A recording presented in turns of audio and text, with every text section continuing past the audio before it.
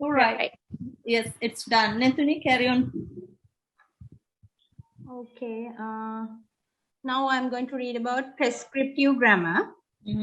Prescriptive grammar describes when people focus on talking about how a language should or ought to be used.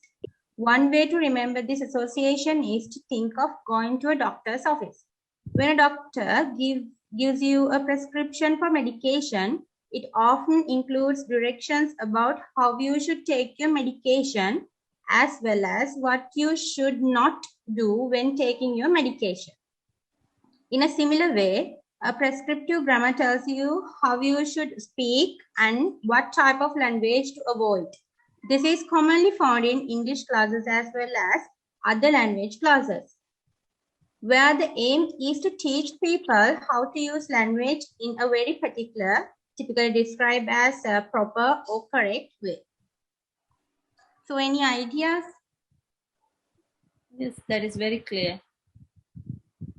Is that your own notes or? No. This is the paragraph that Sir shared with us. Ah, okay. Yes. Okay.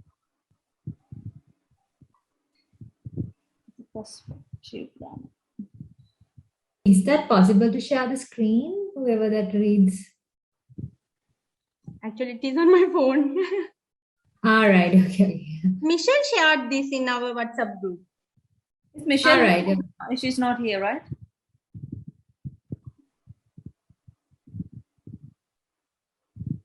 And how about the next one? About descriptive grammar.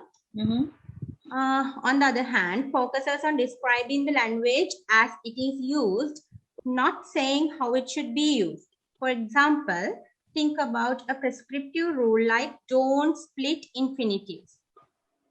A descriptive grammarian would say a sentence like to boldly go where no man has gone before, and would try to describe how the mental grammar can pose that ordering of words, rather than saying that the surface form is faulty due to prescriptive rules, which would require the sentence to go boldly where no man has gone before. Linguistics take this approach to language. Sentences like, he don't know what he is doing, is an example. This sentence is incorrect in the prescriptive or in the academic sense, but is intelligible and is used commonly among many English speakers. So is it opposite? Opposite to prescriptive. Yeah. Am I right or wrong? Please correct me. I mean, yes. Perspective is very clear, and we can see the old. Here, there is another para as well. A key contrast is to be found between these two approaches. A descriptive grammarian would say that a sentence is grammatical if a native speaker of the language would produce that sentence in speaking. The descriptive grammarian would then try to describe how that sentence is produced through theorizing about the mental process that lead up to the surface form. So like basically descriptive grammar, it includes standard and non-standard English, right?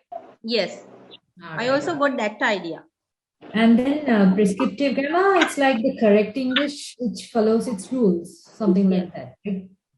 Yes, because here they have mentioned it is commonly found in English classes as well as other language classes also. That means structured? Is that mean structured when you say, Valentina? Sorry? Like you mean the prescriptive grammar? Yeah. Yeah, it's like it's following all the rules and it's very specific. And the correct English, if we be like short form, very summary of that would be like it's the correct English which follows its rules, right? Yes. So it sounds for me like it's structured, right? That language. Yeah, very structured. Now, for example, I found this example. Like I would say, okay, a grammarian might have explained that we should never end a sentence with a preposition or that starting a sentence with a conjunction like and or but is a big no, right? So this type of reference which tells us how to speak so-called correct English can be referred to as prescriptive grammar. That's like you use the rules like that, the correct rules, and everything is according to the structure. It follows all the, so that's prescriptive grammar. And descriptive grammar, I didn't find any example. But then the sir gave us example, right? Where these artists, mostly the singers, they write by their, they just without any meaning, but just to give a meaning, but it doesn't have grammatical, it's not grammatically correct. Yes. So Like, something like that. song lyrics. Yeah, exactly. Something like that. So any of you find any related reading materials? I mean, those two grammar parts, prescriptive and descriptive, any reading materials?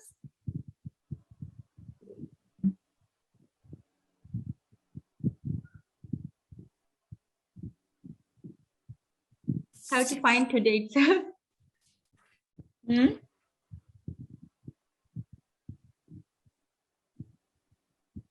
Hello. The one which is uploaded in LMS, right? It's the only material.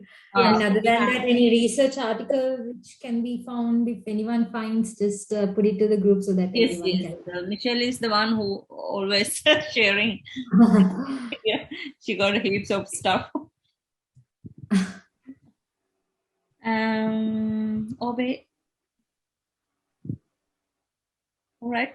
Shall we move on to the next point? That's all we have discussed in nature of language, isn't it? Language. Yes. Yeah. Oh.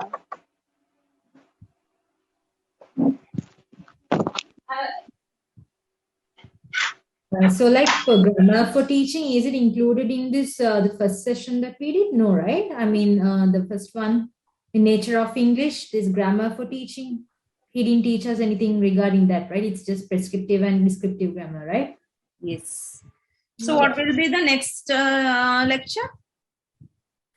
I mean, are we carry on this one, perspective and is this? Yeah, I think so, right? We're gonna do this advanced grammar, this revision stuff, which like there was this conditionals. There were some questions, right? Did you That's module guide and 5th of December we have to do advanced grammar revision to conditional. Yes. And he's going to discuss about coursework 1 and 2. Yeah. What do you mean coursework 1 and 2? The one that take home assignment. All right. Active and passive revision and the conditionals revision. Right? No. Then coursework 1 and 2 means that take home assignments. You mean the assignment that we submitted?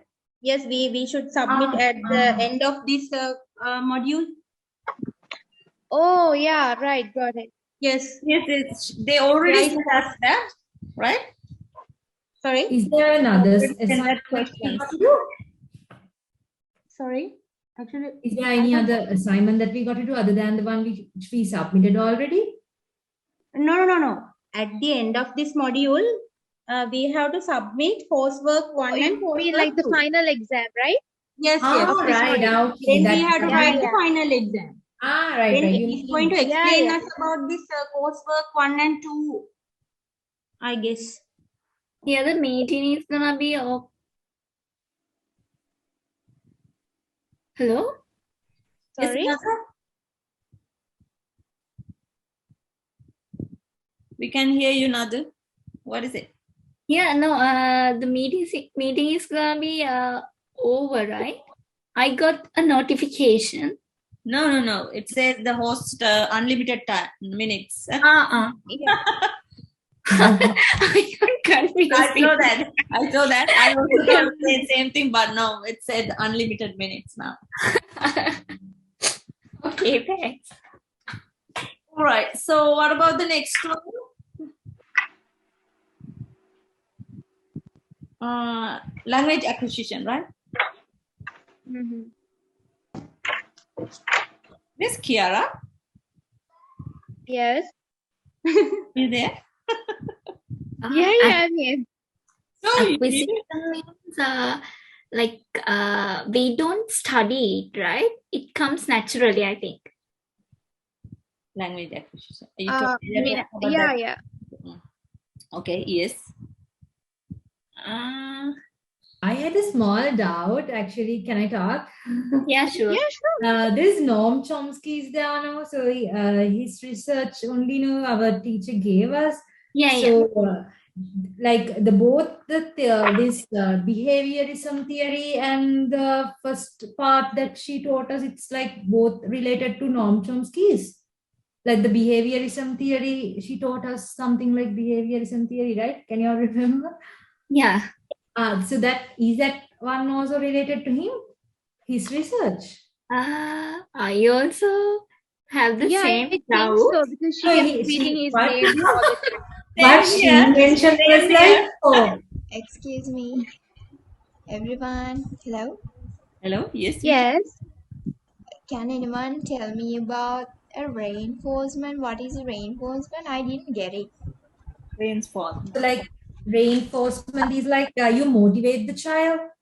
So, for And example, forcing to repeat the lines, that one, no? Yeah, I mean, Like encouraging the child, right? yeah, there are Yeah, there are so several ways to encourage the students now. So, for example, like as our teacher told, like in case now, just imagine if the child first word afterance, right? Just imagine yeah. if the child say mama or like that, so then the parents actually appreciate that and they will just clap. Give a and they clap will- and something else, right? Yeah, And then, right, like that. And then the child analogy is like where the child analyze it, like basically where the child will be like, now when the mother or father do the reinforcement part, the child will basically start analyzing it. Okay, did my mama and dada clapped, and so that it basically the child will start analyzing and he will give another attempt to give a try it on saying something else. right. So then he develops, and that's how he grasps the language. Yeah. I mean, I don't know. That's what I got from what Yeah. he said. I know it is correct. That's the summary behind it. And